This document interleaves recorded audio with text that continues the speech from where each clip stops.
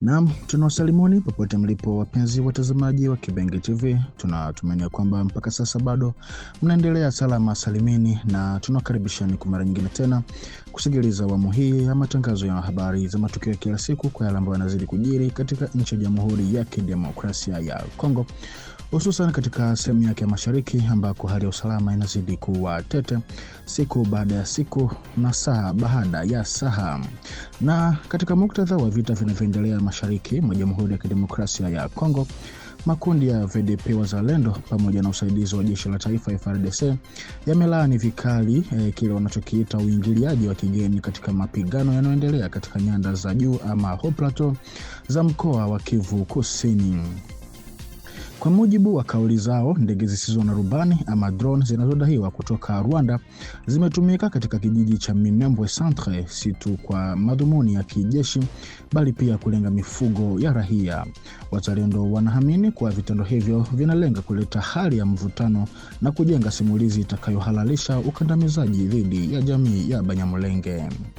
Akiwa katika mstari wa mbele wa mapigano huko Katobo, wa kujihita Jenerali Kabila Rukokoma amesema kuwa ngome zake zilishambuliwa na drone kati ya juzi na jana Jumatano tarehe 1 Aprili mwaka huu katika eneo la Minembwe. Ameeleza kuwa mashambulizi hayo yaliwalazimisha wapiganaji wake kujiondoa kwa muda katika baadhi ya maeneo ya nyanda za juu za wilaya ya Fizi mkoani Kivu Kusini. Licha ya kujiondoa huko, kiongozi huyo wa Wazalendo amesema kuwa vikosi vyake vina nia ya kurejea tena vitani na kuchukua udhibiti wa maeneo hayo. Ameongeza kuwa lengo lao ni kurejesha maeneo yaliyokaliwa na kuangamiza makundi ya wahasi wanayoyadai kuwa washirika wa FCM 23 hususan Twirwaneho na Red Tabara. Tuhuma hizi mpya zinakuja katika wakati ambapo hali ya usalama katika ukanda huo inaendelea kuwa tete, huku kukiwa na mvutano wa kikanda na tuhuma za mara kwa mara za uingiliaji wa mataifa ya nje katika mgogoro wa Kivu. Na huko mkoani Kivu Kaskazini katika eneo la Lubero ama wilayani Lubero, vijiji vya Kalonge na Lubango vilivyoko umbali wa takriban kilomita 30 ama presque 30 km kutoka mji mkuu wa wilaya vimepata kudhibitiwa tena na wanajeshi wa FCM 23 baada ya kipindi ambapo vijiji hivi viliacha kuonekana chini ya udhibiti wao kwa muda mfupi. Kulingana na vyanzo vya ndani na wakazi wa eneo hilo, wanadai kuwa vijiji hivi karibuni vilikaliwa na makundi ya kujilinda yanayojulikana kama Wazalendo kwa kushirikiana na jeshi la Jamhuri ya Kidemokrasia ya Kongo FARDC.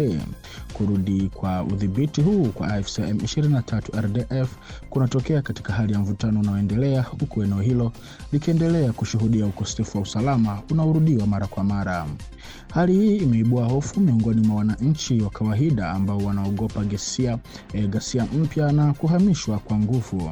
Wakazi tayari wanaripoti juu ya harakati za wanajeshi wasio wa kawaida na uwepo wa wanajeshi wengi katika maeneo jirani, hali inayoongeza woga na hatari kwa maisha ya kila siku ya wananchi wa eneo hilo. Wachambuzi na wahudumu wa kibinadamu wanatoa wito wa uangalizi mkubwa zaidi na kuimarisha hatua za kulinda raia, wakisisitiza kwamba kurudi kwa FCM 23 katika vijiji hivi kunaweza kuathiri juhudi za kuimarisha amani zinazoendeshwa na Wazalendo na FARDC katika wilaya ya Lubero. Hali bado ikiwa tete, kurudi kwa udhibiti wa Kalonge na Lubango kunathibitisha udhaifu wa kudhibiti maeneo katika sehemu ya Kivu Kaskazini na kuonyesha haja ya hatua za pamoja ili kuzuia kuongezeka kwa mgogoro wa kibinadamu katika eneo hilo. Na nyaraka ya siri kutoka idara kuu ya usalama wa ndani ya Ufaransa DGC imefichua kuwa wakala mmoja wa Rwanda anayehusishwa na idara ya ujasusi wa kijeshi DMI aliweza kupenya ndani ya ofisi ya Ufaransa ya ulinzi wa wakimbizi na wasio na uraia OFPRA, akifanya kazi kama mkalimani. Akitumia nafasi hiyo nyeti, alifanya shughuli za ujasusi zilizolenga hasa waomba hifadhi kutoka eneo la Maziwa Makuu, hususan katika Jamhuri ya Kidemokrasia ya Kongo, Burundi na Rwanda. Kulingana na taarifa zilizoripotiwa, ujasusi huo ulilenga kuwabaini wapinzani wa serikali ya Kigali na kuwasilisha taarifa nyeti kwa wakubwa wake, jambo lililoweka katika hatari kubwa ya kulipiziwa kisasi katika nchi zao za asili. Tukio hili linaibua maswali mazito kuhusu mifumo ya usalama ndani ya OFPRA na kuhusu udhaifu wa waomba hifadhi mbele ya uingiliaji wa kigeni. Kundi la Vision 2020 limetangaza Jumatatu jioni kuachiliwa kwa mwenzao Dr. Njolo Pembo Nick aliyekuwa ameibiwa mapema na watu wasiojulikana. Kulingana na taarifa zilizotolewa na kundi hilo, kuachiliwa kwa daktari huyo kulitokea takriban saa 5 usiku ama 23h bila sharti lolote kuwekewa. Uchunguzi wa awali unaonyesha kuwa utekaji huu unaweza kuwa matokeo ya makosa ya utambulisho, jambo linalozua shaka ya kuwa kulikuwa na nia ya kisiasa au kulengwa kwa makusudi. Ufafanuzi huu umepunguza hofu miongoni mwa jamii ya madaktari na wananchi waliokuwa wakiangalia kwa wasiwasi hali hii. Katika taarifa yake, kundi la Vision 2020 limeeleza shukrani zao za dhati kwa mamlaka za kitaifa na kimataifa pamoja na mashirika yasiyo ya kiserikali kwa kushirikiana na kuchangia kufanikisha matokeo chanya ya tukio hili.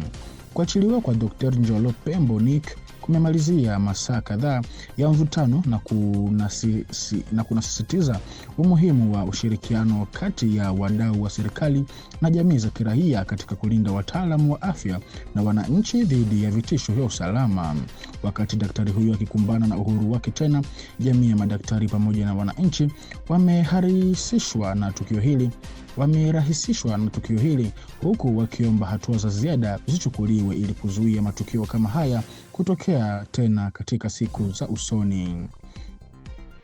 Na katika nyanda za upande wa kidiplomasia na katika sekta ya kidiplomasia, Umoja wa Ulaya umetangaza kusitishwa kwa ufadhili wa kikosi cha kijeshi cha Rwanda kilichokuwa kimewekwa nchini Msumbiji, akitaja wasiwasi unaohusiana na ushiriki unaodhaniwa wa Kigali katika mgogoro unaoendelea katika Jamhuri ya Kidemokrasia ya Kongo.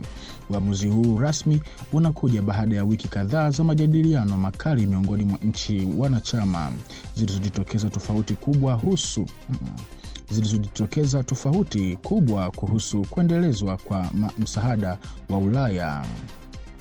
Kulingana na vyanzo vya kidiplomasia, Ufaransa, Ureno na Italia waliunga mkono kuendelea kwa ufadhili huo, wakisisitiza ufanisi wa vikosi vya Rwanda katika kupambana na mapinduzi ya kijihadi katika mkoa wa Cabo Delgado nchini Msumbiji, ambapo vikosi hivyo vimechangia kulinda maeneo kadhaa ya kimkakati tangu mwaka wa 2017 ama 2017.